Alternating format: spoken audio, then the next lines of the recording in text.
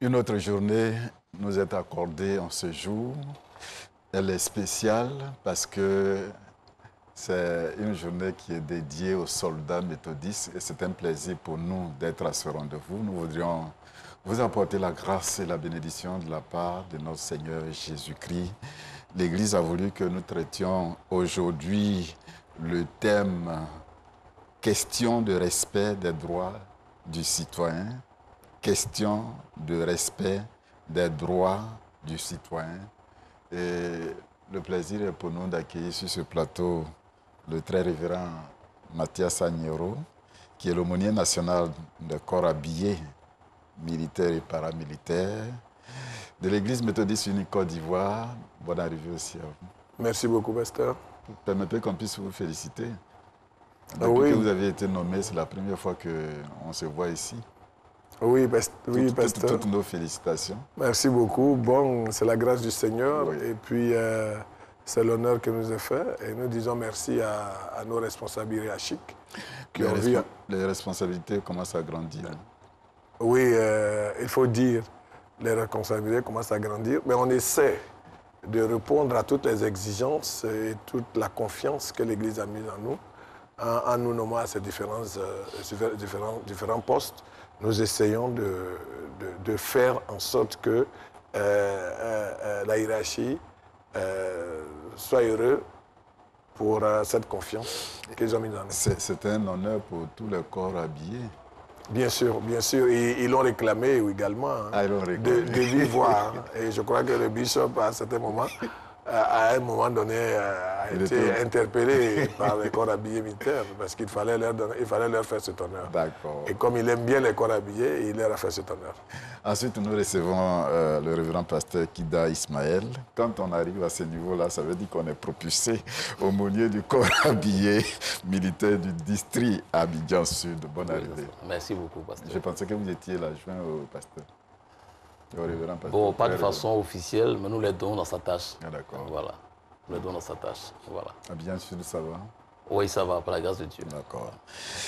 C'est un honneur et un plaisir d'accueillir le lieutenant Orso Estelle, de la marine marchande, mais à San Pedro. Oui. Bonne arrivée à vous. Merci, pasteur. Les corps habillés au niveau de l'église, comment ça a fonctionné? Ok, au niveau de San Pedro, nous avons commencé l'organisation des corps habillés avec le très révérend pasteur Isaac Bokro. Pour saluer le très En tout cas, oui, salut. Et enfin, nous recevons adjudant-chef d'en haut, Abekwa Jonas, de la gendarmerie. Bonne arrivée aussi à vous. Merci, pasteur. Avec vous, on peut louer un peu le Seigneur? Oui, on peut toujours louer le Seigneur, en tout temps et en toutes circonstances. Au niveau des corps habillés, il y a cette branche, c'est pourquoi on vous a donné cette responsabilité. Oui, au niveau de l'organisation, nous avons nos collègues qui sont des conducteurs de louanges, des maîtres de chœur, des organistes, des instrumentistes dans nos différentes églises. Et donc, quand on se retrouve, nous louons le Seigneur, nous l'adorions. Peut-être qu'on va revenir là-dessus, mais on va laisser le révérend pasteur, le très révérend, de nous conduire en prière pour présenter ce mot au Seigneur. Merci, pasteur. Nous prions le Seigneur. Éternel notre Dieu en Jésus-Christ, c'est toi qui as bien voulu que notre souffle de vie nous soit renouvelé. C'est une grâce, ce n'est pas parce que nous avons un quelconque mérite. Tu l'as fait surtout par amour pour chacun de nous ici présents. Et mieux que cela, Seigneur, tu as conduit nos pas ici, dans cette salle, où nous sommes réunis pour parler de la journée du soldat méthodiste que l'Église a bien voulu accorder aux soldats. Seigneur, qu'il plaise à ton amour encore de te rendre présent par ton esprit pour guider toutes choses et permettre que ce moment-là te rende gloire. Merci pour chacun de nous qui aura à prendre la parole. Parole inspirée par toi. Parole venant de l'Évangile. Parole communiquée par toi. Sois notre aide et notre appui. et dirige toutes choses ici en ce moment. Au nom de Jésus, notre Seigneur et Sauveur. Amen. Amen. J'espère que les téléspectateurs, particulièrement les méthodistes, seront peut-être surpris de voir que vous êtes en tenue, ceux qui ne vous ont jamais vu. Oui, généralement, les gens sont surpris quand ils me voient dans cette tenue. Oui. Mais en fait, comme nous allons parler tout de suite des droits, c'est les droits que nous confère le métier de la charge de l'aumônerie au sein de la gendarmerie, au sein de l'État, parce que nous sommes officiellement accrédités au sein des armées.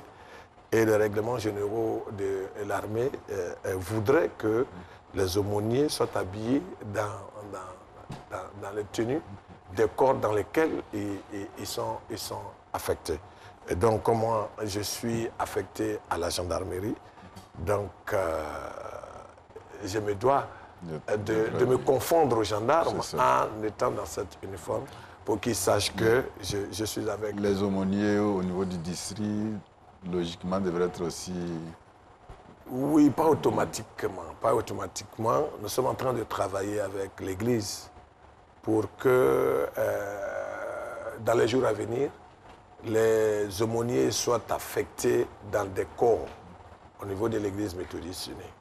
Et déjà, lui, par la grâce de Dieu, il est aux affaires maritimes, la marine marchande.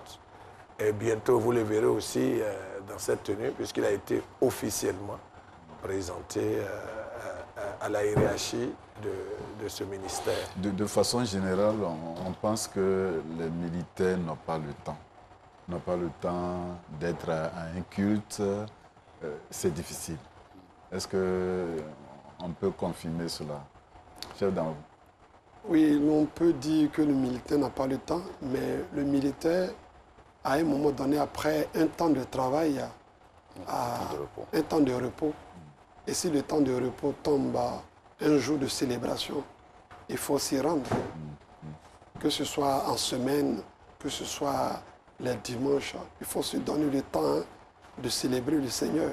Le temps appartient à Dieu. Bon, pour ceux qui peut-être disent qu'ils n'ont pas le temps, je me dis comme ça qu'ils n'ont pas encore peut-être compris véritablement cela. Et c'est ça la responsabilité de l'aumônerie. Comment suivre, comment accompagner les militaires, les soldats dans leurs fonctions? Non, je voulais dire, tout à l'heure, le pasteur va parler, mais je voulais dire quoi? Pour la question du temps, le temps appartient à Dieu. Le temps ne nous appartient pas. Et quand on veut servir le Seigneur, on trouve toujours du temps. Et c'est ce que nous disons aux soldats. Lui peut témoigner, pas plus tard qu'il y a 2 semaines, j'étais avec la section musique où je leur parlais du temps qu'ils doivent consacrer à Dieu. Le temps, ça se trouve toujours si on le veut. On n'a pas besoin d'un long temps pour prier le Seigneur. Même à l'heure de la pause, entre midi et 2, où vous devez manger, si tu sais que tu as la crainte de Dieu et que c'est Dieu qui t'a conduit jusque-là, tu dois te donner un tout petit, même si c'est 5 minutes que tu prends pour prier, pour t'adresser à Dieu, c'est déjà quelque chose. C'est vrai que les dimanches, les jours d'adoration, beaucoup sont de service, mais pas tous.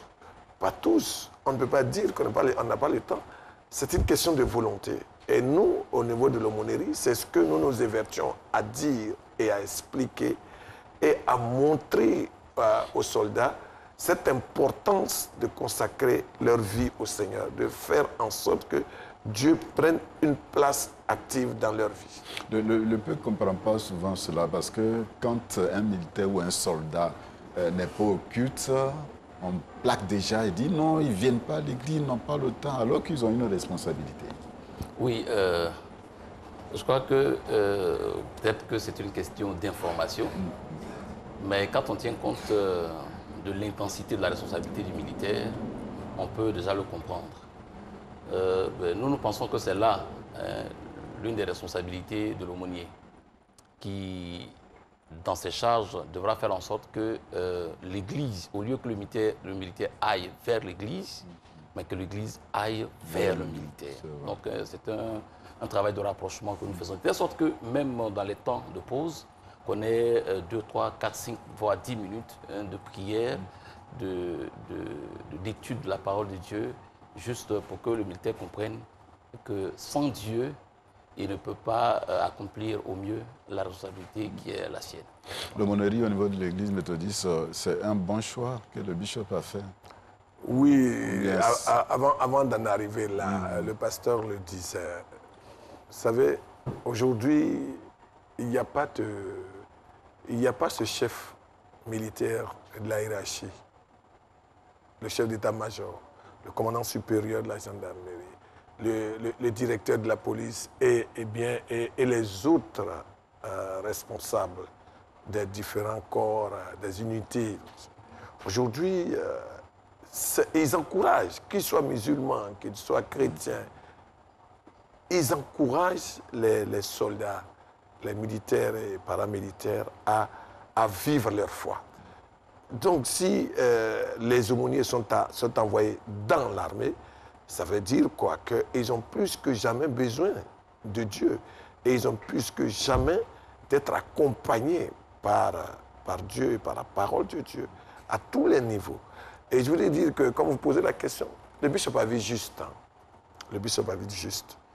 Parce que les militaires et paramilitaires de l'Église méthodiste unie Côte d'Ivoire ont plus que jamais besoin. Et c'est un peu un pincement au cœur que certains d'entre eux ne veuillent pas afficher leur nature de corps habillé militaire et paramilitaire. Mais C'est une question de honte, une question de... Je ne sais pas. Pourquoi Bon, je crois que pour certains que nous avons rencontrés, par exemple, qui disent que les responsabilités qu'ils occupent sont enfin, les obligent à rester un peu dans l'anonymat. Mais je pense que cette raison n'est pas valable. Il ne s'agit pas là de venir étaler les responsabilités, les tâches militaires, mais il s'agit là de vivre la foi chrétienne. Alors on peut avoir occupé une responsabilité sensible et puis vivre sa foi chrétienne au grand jour. Cela n'influence pas la tâche, le travail que nous c'est le lieu même de lancer l'appel à ceux qui sont réticents. Oui, c'est le lieu de lancer l'appel à tous ceux qui sont réticents. Je prends mon cas. Hein. Moi, je suis le militaire gendarme. Je suis le président de l'AIC, de la mission gendarmerie d'Agban. Oui. Je suis un conducteur de louanges, un maître de chœur. Et j'en connais aussi qui sont de véritables chantres dans leur communauté. Oui. Parce que c'est une question d'enseignement et d'approche. Et donc nous pensons que l'aumônerie est la bienvenue pour faire ce travail, pour amener tous nos frères, dames à véritablement vivre leur foi. Le roi David, il était un grand roi, un grand soldat, mais David ne faisait rien sans consulter le Seigneur. Donc nous, à cause de nos différentes fonctions, de nos responsabilités, si nous ne consultons pas le Seigneur dans nos missions, nous allons échouer. Et c'est toute la conférence est couverte d'aumônerie, quand je parle de tous les districts. oui, nous travaillons dans ce sens. Hein. Il faut rendre grâce au Seigneur et puis dire merci aux surintendants des districts qui ont compris et qui, dans chaque district, ont nommé des aumôniers et des présidents. Il faut dire que ce n'est pas dans tous les districts qu'on trouve un bon nombre de corps habillés dans les districts, dans les districts. Mais le peu qu'il y a, ils essaient de les organiser. Et je pense que nous sommes en train de couvrir. Il y a eu des missions qui ont été effectuées dans les districts avec le président national. Et nous sommes en train de couvrir toute la Côte d'Ivoire. Au moins 80%. On va même saluer même l'option qui est déjà prise au niveau de San Pedro. Oui, c'est seulement au niveau de la marine. Non, non, c'est tout. Tous les corps. Tous les corps. Oui, au niveau de tous les corps. On peut aujourd'hui les dénombrer au moins à ceux qui...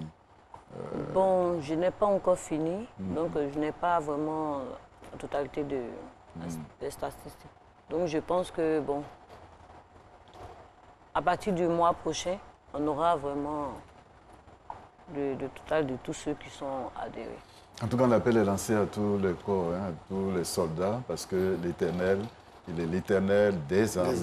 Et je crois que, logiquement, on devrait se mettre sous la coupole de Dieu. Voilà. Voilà, c'est pour ça que moi j'ai dit que si Dieu lui-même s'est identifié comme le Dieu des armées, ça veut dire que toute émanation de l'armée des terres est une armée du ciel. C'est une armée du ciel. Et donc, c'est pour ça qu'on parle même de l'armée du ciel avec les anges qui travaillent pour les hommes. Et sur notre terre humainement, ici, ce sont ces armées que Dieu a permis qu'elles soient instituées, qui travaillent pour permettre que la paix puisse être au sein des nations. Voilà. Donc ça devrait en fait aller de soi. Logiquement. Logiquement. Voilà, on va écouter un cantique à la gloire de Dieu. Comme on a un responsable de la louange, on va écouter un cantique à la gloire de Dieu.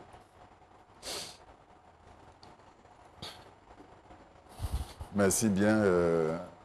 La louange participe aussi à cette activité parce que je me rends compte dans Chronique, Dieu avait placé, Josaphat avait placé les chantres à la tête de l'armée pour aller combattre contre ses ennemis et la victoire a été donnée spectaculairement. Oui. Voilà. On va regarder le thème de ce jour. Question de respect des droits du citoyen. Peut-être qu'on va lire seulement le texte de Actes chapitre 22, versets 22 à 29. Mais vous pouvez lire aussi les autres textes, Proverbes chapitre 11, versets 3 à 6, et puis Jean chapitre 19, versets 1 à 16. On va laisser le révérend faire certainement la lecture. D'accord. Alors, Acte chapitre 22, versets 22 à 29. Alors, dans ma version, il est écrit ceci. Ils l'écoutèrent jusqu'à cette parole. Mais alors, ils élevèrent la voix, disant, hôte de la terre, un pareil homme, il n'est pas digne de vivre. Et ils poussaient des cris, jetaient leurs vêtements, lançaient de la poussière en l'air. Le tribun commanda de faire entrer Paul dans la forteresse et de lui donner la question par le fouet, afin de savoir pour quel motif il criait ainsi contre lui. Lorsqu'on lui exposait au fouet, Paul dit au centenier qui était présent, « Vous est-il permis de battre de verge un citoyen romain qui n'est pas même condamné ?» À ces mots, le centenier alla vers le tribun pour l'avertir, disant, « Que vas-tu faire? Cet homme est romain. » Et le tribun, étant venu, dit à Paul, « Dis-moi, es-tu romain? » « Oui, répondit-il. Le tribun reprit, « C'est avec beaucoup d'argent que j'ai acquis ce droit de citoyen. Et moi, dit Paul, je l'ai par ma naissance. » Aussitôt ceux qui devaient lui donner la question se retirèrent, et le tribun, voyant que Paul était romain, fut dans la crainte parce qu'il l'avait fait lier. Amen. Amen. C'est un texte extrêmement important et ça s'adresse aux soldats. La connaissance des droits, c'est vraiment... Peut-être qu'on peut même aller un peu au contexte avant de revenir du fond du texte. Oui, il faut le dire. Il faut le dire. Ce texte est à propos d'ailleurs, parce que nos soldats, je vais dire les soldats tout confondus, ont pour devoir de pouvoir veiller sur les droits du citoyen. Et donc si on parle aujourd'hui, à l'occasion de notre journée, du droit du citoyen, c'est à juste titre, parce que le soldat a été formé dans ces conditions pour amener ou permettre aux citoyens de jouir de ces droits. Parce qu'il ne faut pas badiner avec la citoyenneté. C'est de cela qu'il s'agit d'ailleurs, comme vous dites, d'aller un peu en profondeur. Voyez-vous, Paul, depuis qu'il a été saisi sur la route de Damas et qu'il s'est mis au service du Seigneur, n'a cessé de proclamer la parole. Et lui, c'est ce que cela lui coûtait, il faut le dire. Et c'est l'un de ces obstacles-là qui est exprimé ici dans ce texte, où ses droits ont failli lui être spoliés par un tribun à cause du tumulte, provoqué par la foule. On peut rappeler le tribun, le commandant de 1000... Oui, le tribun, c'est un officier romain, commandant 600 à 1000 soldats. À 1000 soldats. Je pense que c'est un régiment. Je pense qu'avec nos grades ici, on peut parler d'un colonel. Bon, je n'ai pas... Oui, parce qu'on a les légions, on a les légions, on a les brigades, les régions. Les légions. Voilà, et les légions, comprenez. Donc, ça veut dire que c'est un officier. Les tribuns, quand on parle d'un tribun, c'est un officier d'un grade supérieur. Voilà. Et c'est lui qui, n'ayant pas cherché à comprendre ce qui s'est passé au dehors, et étant survenu, a voulu enlever à Paul ses droits qu'il a acquis, je veux dire, de naissance. Vous comprenez? La citoyenneté, elle peut être acquise de naissance. Et c'est elle qui a plus de valeur.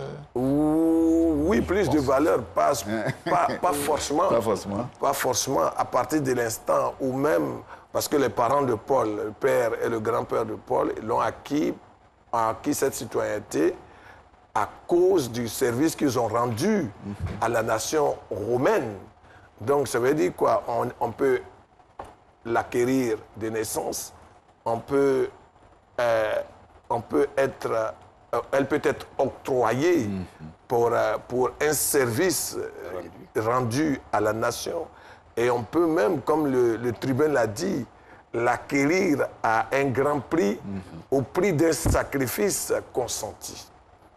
Mais à ce niveau-là, il faut dire que... Le texte le dit, verset 28, le tribun reprit, c'est avec beaucoup d'argent que j'ai acquis ce droit des citoyens. Voilà, parce que lui, il se surprend de voir Paul comme ça dire... C'est ça, il se surprend de voir Paul dire que lui, il est un citoyen romain. Parce que lui sait quelle est la souffrance qu'il a endurée pour pouvoir avoir cette citoyenneté. Quel a été l'effort, quel a été le prix qu'il y a mis. Voilà, mais quand Paul lui dit comme ça que moi je suis citoyen romain, pour lui c'est des choses...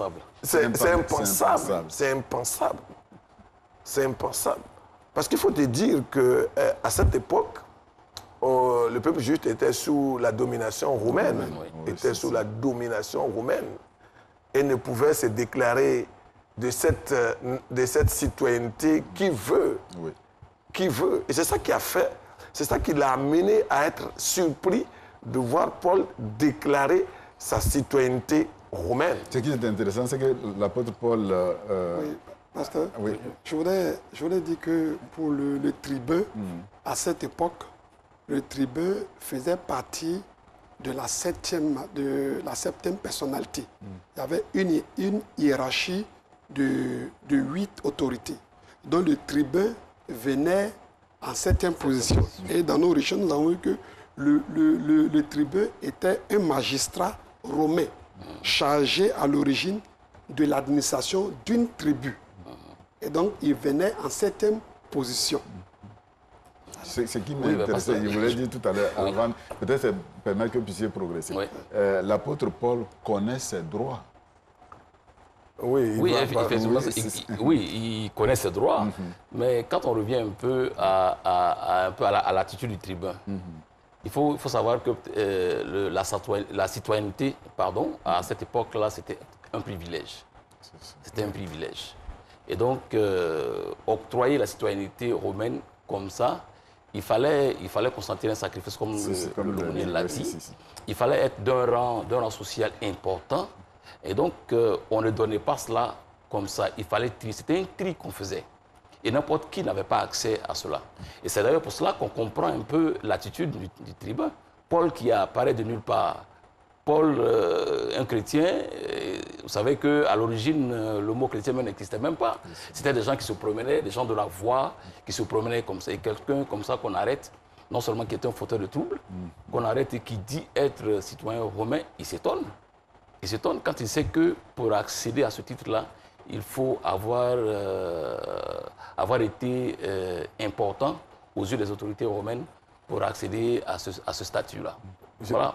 Je voulais dire, pasteur, que le tribun croyait que Paul était juif. Parce que c'est les juifs qui se manifestaient. Absolument, oui. C'est les juifs qui se manifestaient contre l'évangile que prêchait Paul, qui est contraire à leur doctrine. Donc pour eux, Paul vilipendait leur droit, si je puis m'exprimer ainsi. Paul ne reconnaissait pas leurs droits, puisqu'il venait leur prêcher une autre parole, un autre évangile que celui qu'ils connaissaient, ce qu'ils avaient déjà appris.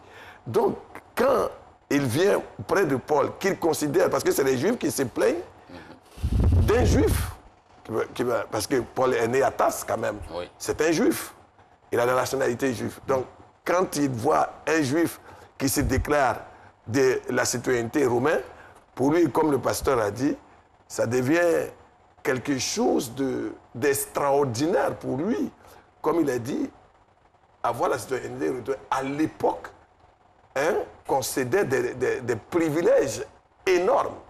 Mais comment lui, qui est dans cette situation en tant que juif, vient à dire qu'il est romain? Voilà un peu le contexte de la chose.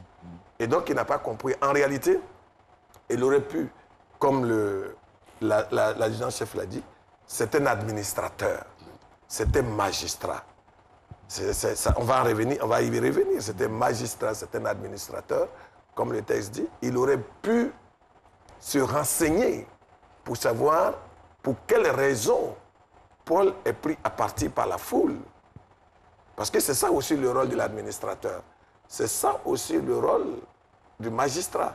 Chercher à comprendre les motifs et le mobile pour lequel celui-là est mis en cause.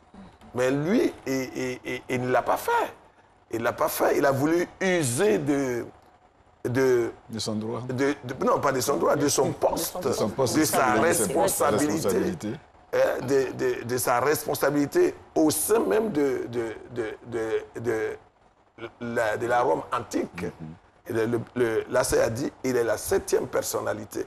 Donc, il a voulu faire prévaloir cette responsabilité qu'il a, parce que pour lui, étant donné qu'il administre ce territoire, il ne doit pas avoir de troubles. Et si une seule personne venait à créer des troubles, il faut qu'il agisse pour mettre de l'ordre. Mais on n'agit pas pour mettre de l'ordre parce qu'il faut mettre de l'ordre. Sinon, tu fais du mal à un citoyen et il a été mis en face de la réalité qu'il n'a pas cherché au départ à comprendre. Aujourd'hui, pasteur, quand nous voyons le comportement du tribun, il a dit tout à l'heure qu'il était la 7e personnalité sur 8 dans la hiérarchie de la magistrature.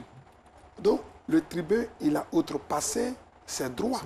Oui. Parce qu'il s'est permis de faire lier Paul et de l'amener à le questionner par coup de fouet.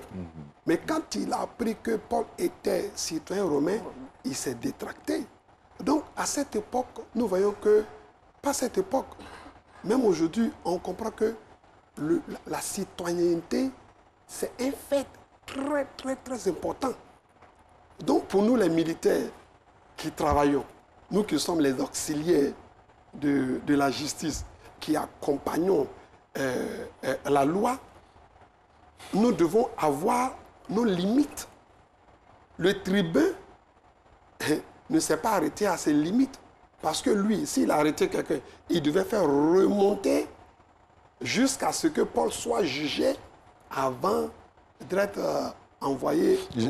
Je crois que c'est l'objet de ce test. Oui. Si l'Église l'a proposé, Oui. certainement Voilà. c'est à cause de tout cela. Oui. Ou bien? Oui, je pense bien. Alors, il faut déjà dire qu'il y a quand même un élément qu'il faut identifier dans cette histoire-là. Quand on prend le texte en son début, on voit que Paul décline d'abord son identité de juif. Si, si. Et puis après, il vient à dire qu'il est à la fois romain. Mais quand on l'a arrêté en tant que juif. On l'a arrêté en tant que juif. On ne l'a pas entendu. Et déjà, on l'a condamné. Déjà, on l'a condamné en tant que juif. Et c'est après qu'il va révéler cette haute identité de lui, savoir la citoyenneté romaine. Du coup, on revient un peu à l'élément que vous touchez. Je crois que c'est important, c'est juste pour ouvrir les yeux des uns et des autres, de tous ceux qui sont les accompagnateurs de la loi, de sorte que quand ils seront en face d'une situation pareille, mais qu'on fasse prévaloir la justice. Qu'on fasse prévaloir la justice. Oui, oui. Parce qu'on n'a pas besoin, pour dire la justice, on n'a pas besoin qu'on soit blanc, on n'a pas besoin que la personne soit chrétienne ou non, mais il s'agit là des droits en tant que faisant partie d'une société donnée. Voilà, faisant partie d'une société donnée. Ouais, Voilà. le thème indique question de respect. De respect des droits, Oui. des droits des citoyens. des citoyens. En fait, Voilà. je vais dire quoi? C'est une obligation. Oui. C'est une obligation de respecter les droits du citoyen. Parce que, voyez-vous, pasteur, quand vous bafouez les droits du citoyen, quand vous ne permettez pas aux citoyens de jouir de ces droits, vous provoquez ce que vous ne voulez pas. Parce qu'ils se sentiront spoliés. Ils se sentiront vilipendés. Ils se sentiront rejetés. La réaction va être violente. Oui, Mais c'est ce que j'ai dit. Ils se sentiront rejetés et ils vont revendiquer leurs droits. Et quand ils vont les revendiquer, qu'est-ce qui va se passer? C'est le meute. C'est ce qui s'est passé là. Ce qui se passe dans les textes, c'est le meute là. C'est la chenille là. C'est les désordres. Et c'est pour dire, en fait, comme vous l'avez posé la question, c'est pour dire aux corps habillés militaires et paramilitaires, dont il a dit qu'ils sont des auxiliaires, et qui ont la charge de préserver la paix et de veiller sur le droit du citoyen, c'est pour les interpeller et les amener à comprendre que leur mission n'est pas tout de suite d'exercer la force, mais de faire en sorte qu'il y ait la paix et chercher à comprendre pourquoi ce citoyen a pu agir de la sorte. J'espère que dans votre formation, cela est pris en compte. Parce que si vous n'avez pas la formation, vous allez agir comme ce tribun l'a fait. Oui. Bien sûr, pasteur, dans la formation, l'un de nos chefs nous disait que la force, l'arme du subordonné, c'est le compte rendu. C'est le compte rendu. Si vous n'avez pas la notion du compte rendu, on va agir comme ce tribun. Ce tribun qui a arrêté Paul, il devait chercher à savoir pourquoi Paul est en train d'agir et puis faire remonter jusqu'au décideur premier. Mais il a voulu tout de suite faire justice. Donc nous aussi, en tant que corps militaire, paramilitaire, nous devons agir selon nos devoirs et aussi selon nos limites pour faire remonter l'affaire jusqu'à ce que cela arrive au haut lieu pour décision. Voilà ce que je peux Il y a aussi l'autre aspect, c'est le fait que le militaire, bon, ou le paramilitaire, dès qu'on vous envoie à exécuter une fonction ou bien un ordre, vous êtes obligé d'obéir. Non, je vais dire quoi. Oui, je vais dire, le pasteur a dit, pardon, là c'est l'a dit. Le rapport, le compte rendu, les chefs hiérarchiques ne transigent pas là-dessus. Tu as posé un acte sans l'avis du chef hiérarchique, tu payes les pots cassés. Tu payes les pots cassés. En principe, ce tribun devait s'expliquer devant sa hiérarchie. Puisque dans le droit romain, dans la Rome antique, tu ne peux pas emprisonner quelqu'un sans l'avoir jugé. Vous comprenez? Et mieux encore, un citoyen romain. Un citoyen romain. Et donc, quand vous agissez comme ça, vous mettez en mal toute la fonction de l'armée. Et il a dit, et c'est pour ça que quand vous dites que quand on envoie, d'abord, le maître mot de l'armée, c'est obéir à l'ordre donné. Mais dans le même temps, la réglementation dit que si l'ordre donné ne correspond pas à la réglementation du corps, pas que tu refuses, mais quelqu'un t'a dit quand on t'envoie, il faut savoir t'envoyer. Tu exécutes. Ça dit quoi? Dans l'armée, on exécute avant toute revendication. Il faut exécuter. Donc quand on nous donne l'ordre d'aller, on va. Mais sur le terrain, on apprécie la situation.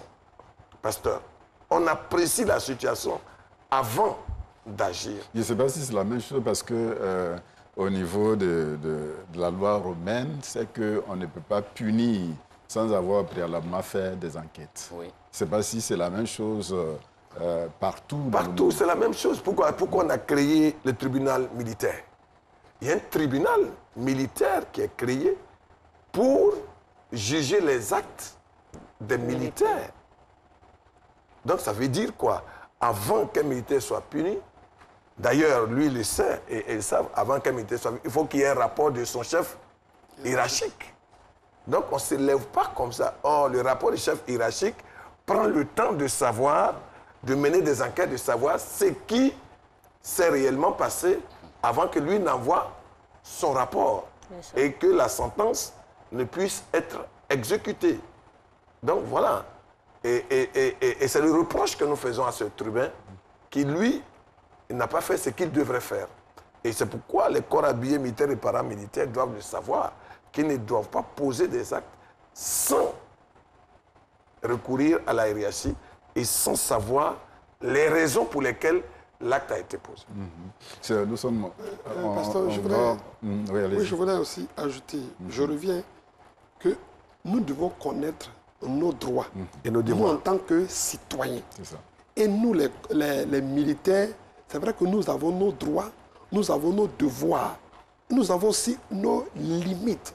Vous voyez, dans les brigades de gendarmerie, quand quelqu'un est arrêté, automatiquement, le commandant de brigade, il rend compte à sa hiérarchie et voit au procureur de la République pour avoir la conduite à tenir.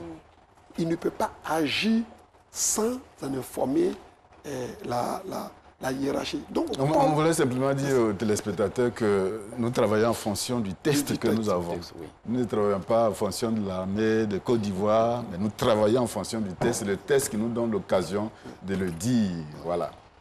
Merci. On termine avec les leçons et puis on va passer à autre chose. Oui, je crois que c'est important, nous l'avons dit.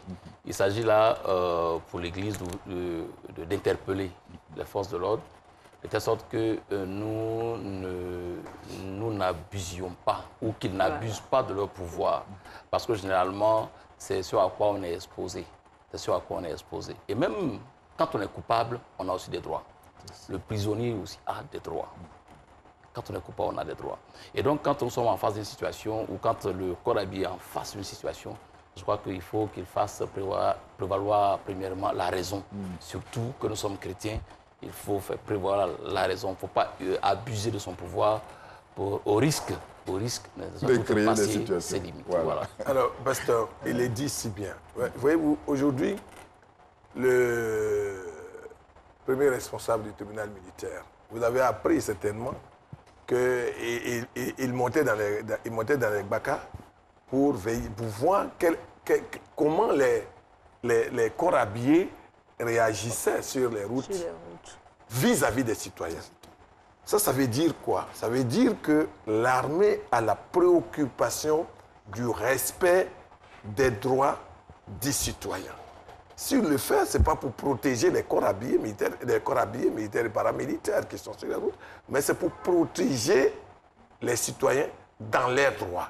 J'espère que le peuple de Dieu comprend très bien les téléspectateurs parce que le temps est contre nous. Aujourd'hui, c'est la journée depuis hier, depuis avant-hier. Vous êtes à Boaké. On va terminer tout à l'heure le culte, mais cette fois-ci, c'est un peu... ce n'est pas ordinaire, ce n'est pas dans un temple. Non, le culte aura lieu dans un temple. Mais les activités vont se dérouler dans un camp militaire. Où les activités se sont déroulées dans un camp militaire. Où les activités se sont déroulées dans un camp militaire depuis vendredi. On peut les rappeler simplement. Oui, le vendredi, c'est-à-dire vendredi, il y a eu le culte d'ouverture au bataillon du génie militaire de Boaké. Il y a eu également la conférence sur le thème général de l'Église. Sur le thème général de l'Église, la condition sociale et les problèmes d'héritage de la veuve et de l'orphelin. C'est sur ce thème de l'Église que les conférenciers ont pu véritablement ouvrir les yeux et permettre aux assistants, à tous ceux qui étaient là, parce que ce n'était pas seulement les corps habillés de l'église méthodiste qui étaient là, il y avait également les femmes des militaires, etc. Les militaires eux-mêmes qui ne sont pas méthodistes uniques étaient là. Ça leur a permis de connaître un tant soit peu leurs droits par rapport, justement, comme nous parlons de droits, leurs droits par rapport à l'après-vie de cette vie maintenant. Quand le militaire n'est pas là, comment sa progéniture peut jouir des droits que lui donne l'armée.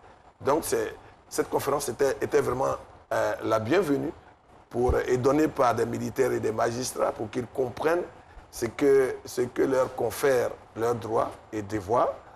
Après cela, il y a eu, avant la conférence, il y a eu cette parade, ce défilé gigantesque, monstre, dans les rues de Boaké, Oui. où toute la population était sortie pour voir ce qui se passait. En tout cas, entre guillemets, on a créé le maître social pour que les gens comprennent que les militaires ne sont pas là seulement pour les mater, mais c'est des chrétiens qui adorent et qui vénèrent le Seigneur, qui ont la crainte de Dieu. Et juste après la parade et la conférence, il y a eu donc les sports et le culte qui se déroule maintenant aujourd'hui. Tout à l'heure à 9h30. À 9h30, à l'église Cité des Grâces. Cité des Grâces de Boaké. En présence du bishop. En présence du bishop, voilà. Les activités. Oui. Donc, concernant les activités à venir, nous avons notre polo. Nous avons deux couleurs. Celle-là, c'est la couleur verte et puis la couleur orange. Vous pouvez me donner un peu, on peut vous aider à présenter pour qu'on regarde. C'est le polo. Pas de publicité. Hein. Non. C'est le polo du soldat. Ouais. Qui a été porté pour la journée. Voilà, c'est ce que nous avons porté pour la journée, pour la parade à Boaké. Et puis nous devons tous avoir ce polo parce que c'est ce que nous porterons pour toutes les activités 2021. D'accord. Il y a autre chose à ajouter? Autre chose à ajouter, c'est de rendre gloire au Seigneur pour la journée qui prend fin avec ce culte et qui s'est bien déroulé. C'est l'occasion aussi de dire merci à toutes les autorités, la hiérarchie militaire, et particulièrement ceux de Bouaké. C'est de mettre l'accent sur le respect des droits. Oui. Le respect des droits. Oui, c'est sûr qu'ils ont été... Ils seront instruits puisque ce thème-là a été traité au culte d'ouverture. Et ils ont si bien compris que nous croyons que pour les questions de respect des droits, ils s'y attelleront. Mais il faut dire que... Parce qu'ils ont vu le thème. Et ils ont vu combien de fois le thème est intéressant. Ça commence par nous, hein, nous qui sommes sur ce plateau. Oui, absolument. Oui, absolument. Dans nos maisons, souvent qu'on bafoue nos enfants, nos femmes. Ça doit commencer par ici. Il faut respecter les droits. Oui, parce que je crois qu'il faut aussi dire merci au district de Bouaké, qui a bien voulu recevoir cette manifestation. Un grand chapeau à l'aumônier du district de Bouaké, qui s'est donc rendu disponible et qui a pu, n'est-ce pas, mettre en place tout ce qu'il fallait pour que cette cérémonie-là ait lieu. Vraiment que le Seigneur le bénisse et bénisse son ministère. À l'image de l'apôtre Paul, toute la masse devrait logiquement connaître ses droits. Hein. Oui, c'est ça qui est important aussi. Non seulement ses droits, mais ses devoirs aussi. Oui. Et parce que les deux vont ensemble, pasteur. Il ne faut pas connaître ses droits, les revendiquer sans oublier que tu as des devoirs, auxquels tu es astreint. Les devoirs auxquels tu es astreint et que tu dois respecter. C'est-à-dire que si tu ne respectes pas tes devoirs, tu affreins à la loi et alors tes devoirs et tes droits seront donc bafoués. Donc, si tu connais tes droits, et il faut les connaître, tous citoyens, on a publié la loi fondamentale de la Côte d'Ivoire. La loi fondamentale de la Côte d'Ivoire, chaque citoyen est à même de la connaître. Et en même temps que tu connais ton droit, tu dois connaître tes devoirs. Et ça se trouve dans la constitution de notre pays.